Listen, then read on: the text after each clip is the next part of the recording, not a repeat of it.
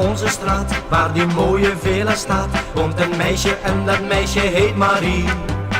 De Bie, het is een schoonheid en er is geen fantasie. Soms zie ik haar bij de deur en dan krijgt dat kind een kleur, en dat brengt me dan meteen weer in een goed humeur. Haar papa zit goed bij kas, lekker in zijn slappe was. Dat is broodje van de bakker, van de Bie, van de ba, van de bakker. Dat is broodje van de bakker, oh hoe krijg ik het zo voor mekaar.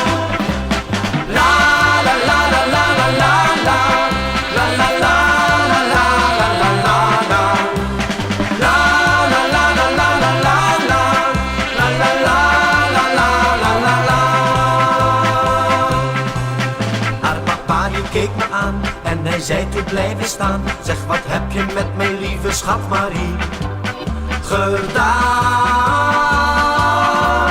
Sinds ze jou kent laat ze al haar eten staan.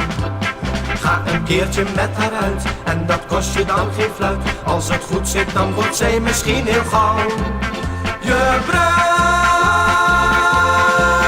Dus je kon het slechter doen, want ze erft een miljoen. Dat is broodje van de bakker, van de Bie, van de ba, van de bakker. Dat is broodje van de bakker, oh hoe krijg ik het zo voor mekaar.